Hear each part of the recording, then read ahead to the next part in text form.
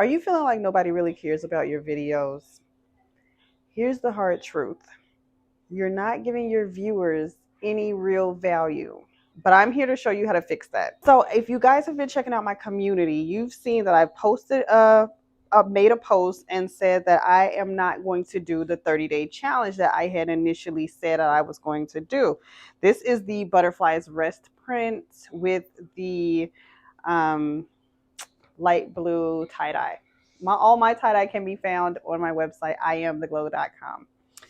And if you saw that post on my community on YouTube, you would know that I'm not doing a 30-day challenge anymore because I feel like as though I would rather put out one video that is high quality. I've given so much value in it, and it literally is catering to the audience that I'm looking for and that are looking for me, and they are getting what they need out of it, which in turn lets them watch my video all the way through. I would rather give viewers quality than give them quantity, because at the end of the day, even if I did give the quantity, that doesn't necessarily mean that they would watch all of those videos. They would probably just watch the one that gave them the most quality, and then would probably just, disappear or whatever. You never really know. But I would rather give the one video that had the quality, and that way I wouldn't have to worry about if that way I wouldn't have to overexert myself trying to do a million videos and not knowing which one would, take off or which one would hit. I would rather do one quality video and put all of the meat and potatoes and the steak and all the things in there that, would turn out, great for a viewer, than to just give cereal in a bowl. Does that make sense? So I won't be posting every single day. And plus, I realized that as a new YouTuber, for you guys as new YouTubers, you probably wouldn't want to post every single day. There's not, it's not feasible for everybody, right? It's not, doable for everybody. So I, I came up with the fact that I would probably do 2 or 3 videos a week, probably 3 videos a week. I think that's what I'm going to stick to, 3 videos a week, but all of them will be quality videos that gives the viewer, you guys, something to learn from, to be taught by, you know what I mean? A teachable moment, or something that entertains you, thoroughly, or something that, provides vanity, which these shirts are the vanity. So I got the stronger, and then on the sleeve is Still I Rise. On the shoulder it says Still I Rise. And then this customer actually customized hers with a back print, and it says Dark Night of the Soul. So she customized hers with a back print, and that is vanity. But you don't have to give your customers all 3 in one video, or your viewers all 3 in one video. You could literally just give them one. So if you want to focus on education, focus on what kind of education you want to give them. What's the main reason for them watching your video? Take out a piece of paper, write down topics for your niche that you think would be important for your audience, right? That in your brain, in your heart, that you could do and easily, get the video on and rolling, right? Something you could easily talk about, something that, and it could be related to whatever your channel is about, right? So if you do cooking, right, you want to just write down some topics about your favorite signature dish or whatever, and how they could perfect it to, their liking when they make it at home. And then tips and tricks about, oh, use this salt, don't use that salt, sprinkle a little bit like this, but don't sprinkle a lot. You could literally give them tips and tricks, or something like that you do that nobody else does, or you've never seen anybody else show in a cooking video. Like if somebody says, they boil their water and they put a little salt and a little oil in it so that the noodles don't stick. Well, if you've never seen anybody say that or mention that on their cooking channels, then you could mention that. You could be like, hey, here's one, you know what I'm saying? Like, here's one pasta hack that you're not going to want to miss. You know what I'm saying? And then that is adding value to your viewers, because they are like, oh, wait a minute, there's a little hack I could use when I'm cooking pasta. So you want to just add value. And I was thinking, like, I noticed that a lot of you in my comments of the other videos were just like, this resonates with you, and you really want to do this and add the value and things of that nature, but you really didn't know where to start. So I was just like, you know what, I think this video would definitely help you guys, probably give you some pointers and some tips, get some wheels churning in your brain so that you can sit down and write your own topics, and then kick out your own videos to provide value to your viewers. I know a lot of people don't need to write down their topics or their what they're going to say on their videos, but if you are somebody who knows that you need to write things down because you're going to forget, write them down. It is okay. Nobody's here to judge you. We listen and we don't judge. Okay, so you don't have to worry about anybody judging you. It's just you behind a camera, and nobody has to know you have a list. Hey, look, I have a list. And it's okay. It's okay, just so that you have it off to the side and you don't forget what you want to say. You want to have those key bullet points in there, because when you go back in editing, you're going to look and you're like, dang, I forgot this, or dang, I forgot that, or dang, this was good, I should have said this, or I should have elaborated on that more. So you want to write those things down so that you have something to go off of. This is so pretty. I love this shirt. I almost kept it because it's so stinking cute, but it says your feelings are valid. My customers on my website can choose and customize any t-shirt. Everything is customizable on my website, but it's so good. I wanted to take it. It's so pretty. Anywho, now, I know there are some people who are just like, I can't think of a topic. I don't know what to do. I don't know what to talk about. My channel's about this, but I don't really know what to, talk about. So say your channel is about fishing, right? And you want to give your audience some tips and tricks on fishing, but you don't know where to start. I have the perfect friend for you, okay? And I know y'all had already heard about who this friend is before, and y'all didn't, did all the things and whatnot. But you need to tap into this friend, okay? Because my friend, she befriended, okay? ChatGPT. You need to hone in on ChatGPT. I know there's a lot of people that's just like, I don't want to use AI and da da da. I get it. But I'm telling you, if you want to win in this game, you have to learn how to play. And right now, people are playing with ChatGPT. It is literally a great tool to give you the options of things that you may not have even thought about. You know what I'm saying? That you may not even think about. It's a tool that literally can help you jumpstart your videos. You may not have to use it forever, but it will definitely help you jumpstart ideas, tips, tricks, all the things, right? So even if you don't want to download it on your phone, because I know a lot of people are sensitive about like what kind of apps they have on their phone, that you can go to the website and you can like click on it and just, make a little sign up and sign in, and you can use it on your computer. So you don't have to download an app. You can just use it on the web browser. And then just go on there and you just say, give me 5 tips on how I can educate people on how to cook pasta, right? You know what I'm saying? How to cook the best pasta. Because you want to, let me say this about ChatGPT. You want to make sure that you are being as clear and precise as possible when you're typing into that ChatGPT, because if you just give it like a very broad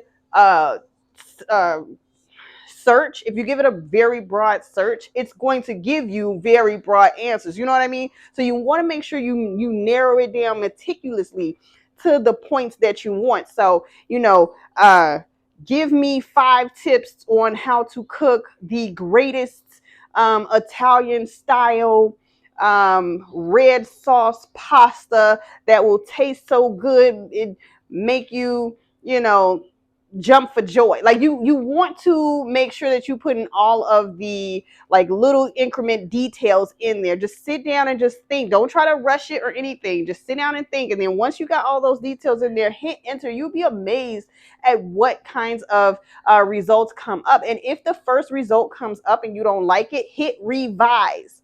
You can hit revise and say revise, but add, you know, a little spice, or revise and add a little red pepper or something like that. You know what I mean? And then it will revise and it will give you a whole new, you know, a whole new look to it. So don't neglect ChatGPT. I know, like I said, there's a lot of guys, especially, you know, my Gen Xers out there, some of us elder millennial, we tend to be like, you know, we ain't doing that stuff.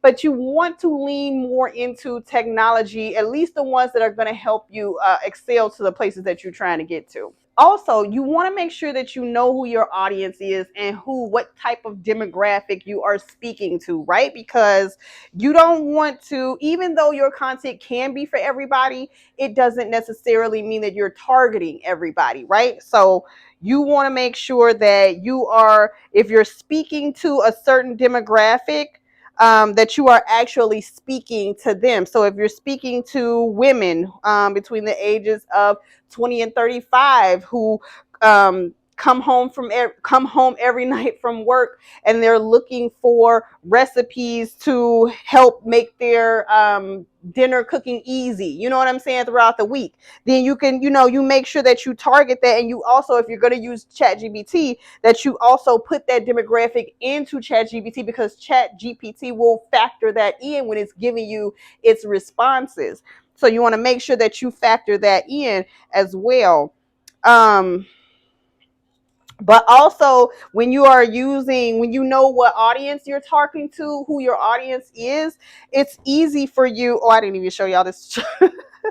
It's easy for you to be able to relate to them, to speak to them, to talk to them. You already know how to speak to your friends, right? So then you use that and you speak to them in that voice. So if you're speaking with your friend and you're just like, hey girl, you know what I'm saying, if you need recipes, I got you, you know, this is, you know, what you do, A, B, C, or D, then you know how to talk to them. If you were talking to a teenager, you wouldn't be talking to them like, hey girl, I got you on this recipe, this, that, and the third, because teenagers don't primarily automatically know how to cook, right? So you'd be like, okay, this is step one, this is step two, this is step three. You know what I mean? Because it's different when you're talking to a younger audience than versus when you're talking to a more seasoned audience. Oh, seasoned. Okay.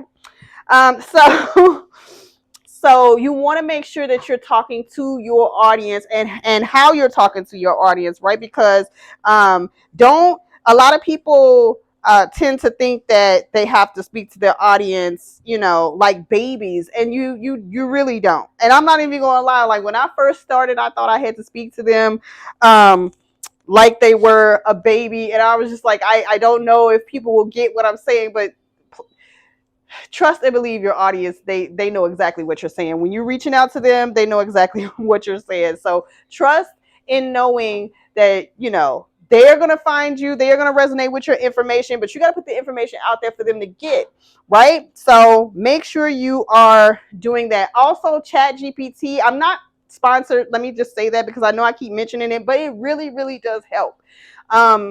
ChatGPT also will give you your titles. If you need help trying to figure out what titles are searchable or good for, you know, to put for your videos, ChatGPT, you can be like, you know what, give me, you know, give me a list of 10 titles that are searchable on YouTube for the best Italian meatball dish around. You know what I mean? That kind of thing. So make sure that you are using it. It really is a good tool. And again, if you don't want to use it, that's totally perfectly fine. You can just sit down and brainstorm it on a sheet of paper if you want to, but definitely make sure you brainstorm. There's nothing wrong with brainstorming, and I think it's a very, very useful tool for everyone, no matter, like, you know, what age demographic, anything. You could brainstorming literally works. And even if you don't, like, when you say you sit down and you brainstorm and just a whole bunch of like mumbo jumbo comes out, let that mumbo jumbo come out. It's called word vomit. Let it come out, and then when you're done letting it come out, read it.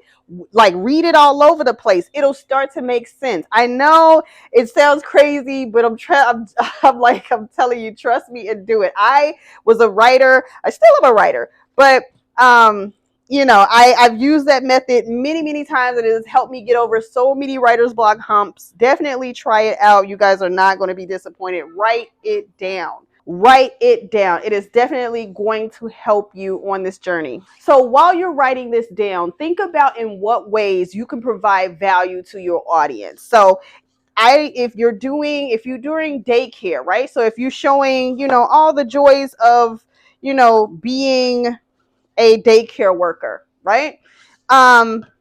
Give them start to write down and think about, ideas and topics and bullet points that you could do or show people the truth about what it's like in a daycare, or the truth about what daycare workers actually go through, or maybe maybe you could talk to parents, right? You could talk to parents.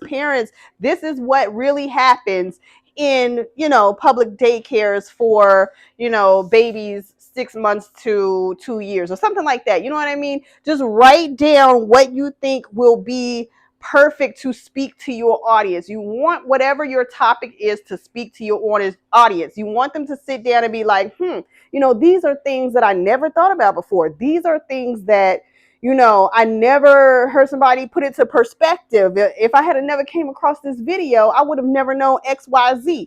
You want those types of topics for your videos. It doesn't always have to be how to.